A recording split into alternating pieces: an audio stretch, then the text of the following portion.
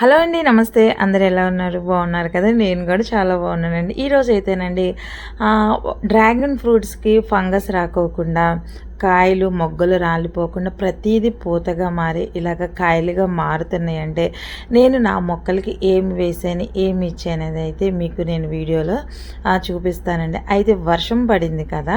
వర్షం పడ్డప్పుడండి మనకి కాయలు ఫస్ట్ మొగ్గ నుంచి ఫ్లవర్స్ వస్తాయి కదండీ! ఆ ఫ్లవర్స్ అన్నీ మనకి ఫ్రూట్స్‌గా మారుతాయనమాట. ఎప్పుడైతే అలాగ వర్షం పడ్డప్పుడు వాటికి ఉన్న ఈ ఎండిపోయిన ఫ్లవర్స్ అనేది తీసేయాలండి మనం. అలా తీసేయడం వల్లండి ఆ కాయ అనేది మంచిగా తయారవుతుంది. ఫంగస్ అనేది కాయకి రాదనమాట.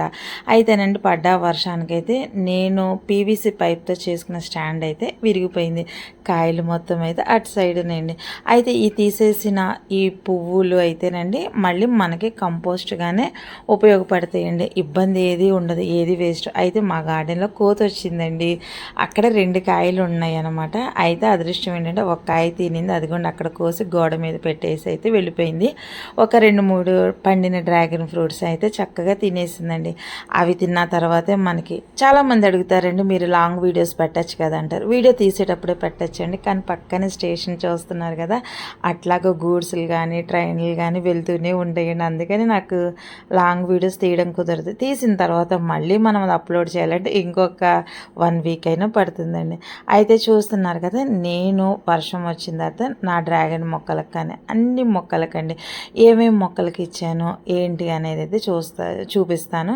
ఒరిజినల్ వేపపిండి అండి. ఎందుకంటే ఇవి మనం తీయగానే అసలు ముక్కులైతే అంత స్మెల్కి ఘాట్ అనమాట. ఇట్లాగా ప్రతి మొక్కకండి. ఎందుకంటే ఆ వర్షం పడి తడి కూడా ఇంకా అసలు ఆరలేదండి, జస్ట్ అప్పుడే ఆగింది వర్షం. అయితే నా దగ్గర ఉన్న మొక్కలన్నిటికీ కొంచెం ఒక స్పూనుడు మొక్క సైజును లేదా ఒక పిడికెడు అట్లాగా మొత్తం ఎందుకంటేనండి ఆ మట్టిలో మనకి ఏముందో తెలియదు, ఏ ఫంగస్ ఉందో తెలీదు. నాకైతేనండి గ్రబ్స్ కానీ లేకపోతే ఏ విధమైన ఇవి ఉండవండి. ఎప్పటికప్పుడు అలా వేపాకులతో కానీ వేపపిండి కానీ మొక్కలన్నిటికీ వేస్తాను. ఆ తడి అండి చక్కగా మన వేర్లకు అనేది వెళ్తుంది అనమాట. ఈ తర్వాత ఇక నిదానంగా మనం సాయిల్ని లూజ్ చేసుకోవచ్చు. ఇట్లాగా మునగ చెట్లకి కానీ లేకపోతే నారులకు కానీ ఇట్లాగ ప్రతి దానికండి తెచ్చుకున్న నార్లు, టమాటా మొక్కలు, వంగ మొక్కలు ఇట్లాగ ప్రతిదానికి చక్కగా చుట్టూతా వేపపిండి అయితే వేసేస్తాను అనమాట. ఎక్కువ కాకుండా ఏ మొక్కకి సరిపడా. అట్లాగే కరివేపాకు చెట్టుకండి, కరివేపాకు చెట్టు అసలు దగ్గరగా అలా తలబడితే ఎంత వాసన చూస్తున్నారు కదండి. ఇదైతే నేను పీనట్ బటర్ ప్లాంట్ అనమాట.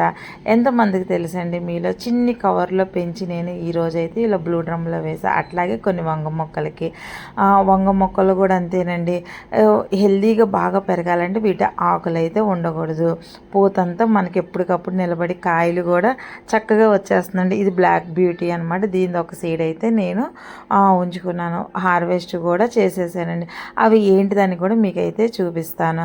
అట్లాగేనండి నిమ్మ జాతులు ఉంటాయి కదా, నిమ్మ జాతులు సడన్గా ఎండిపోవడం కానీ లేదంటే చనిపోవడం కానీ జరుగుతూ ఉంటాయి అన్నమాట.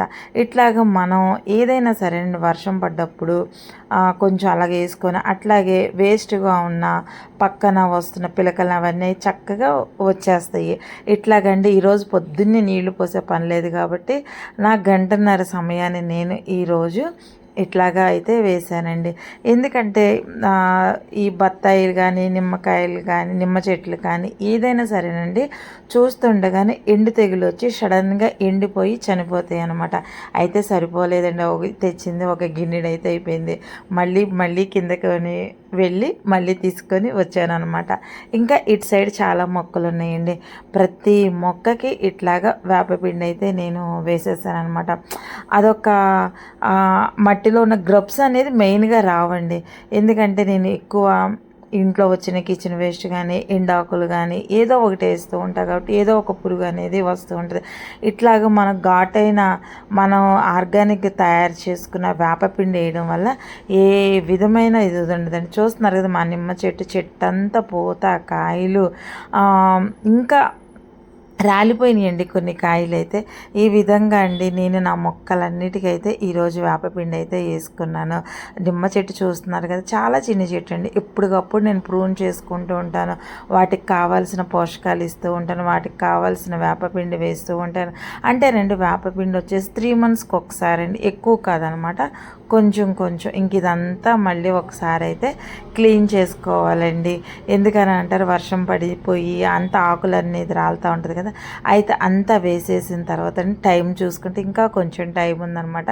అయితే ఇంక ఈ మొక్కలన్నిటికీ ఎందుకంటేనండి ఇప్పుడే సాయిల్ లూజ్గా ఉంటుంది. మనం ఎంత వాటర్ పోసి సాయిల్ లూజ్ చేసినా అవ్వదు. కానీ ఇట్లాగ వర్షం పడ్డప్పుడు ఏ టబ్బుల్లో అయితే గట్టిగా ఉన్న సాయిల్ ఉంటుందో దాన్ని మనం అట్లా దాన్ని పెట్టి చేస్తే లూజ్గా చక్కగా సాయిల్ అంతా లూజ్ అయిపోద్దండి. ఈ విధంగా నేను వేపపిండి చల్లుకున్నాను కాబట్టి మొక్కల సాయిల్ అంతా లూజ్ అయితే చేసుకున్నాను. మెయిన్ అయితే నేను డ్రాగన్ మొక్కలు అయితే చేశాను అనమాట. చూస్తున్నారు కదండి, వర్షాకాలంలో లాస్ట్ ఇయర్ కొన్ని మన మందారం కాదండి, ఇవి కనకాంబరం కొమ్మలైతే నేను వాటిలో నాటానమాట. ఎందుకంటే 6 మంత్స్ తర్వాత డ్రాగన్ టబ్బులు బోసిగా ఉంటాయి, ఫ్రూట్స్ అనేది ఆగిపోతాయి. కాబట్టి నేనేం చేశానంటే కొమ్మలు పెట్టానండి. చక్కగా కొమ్మలన్నీ ఇట్లాగ బతికి ఈరోజైతే ఇలాగ పువ్వులతో ఉన్నాయి అన్నమాట. ఇది అండి, ఈ విధంగా ప్రతి మొక్కకి వేపపిండి వేసాను.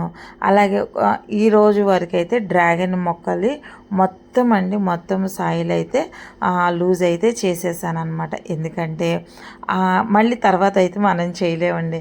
ఇంకా ఈ వర్షానికైతే ఈ పీవీసీ పైపు విరిగిపోయిందండి. కాయలు చూస్తున్నారు కదా అటు సైడ్ ఉన్నాయి. ఇంకా మా గార్డెన్లో డ్రాగన్ కష్టాలు అయితే బిగినాయండి.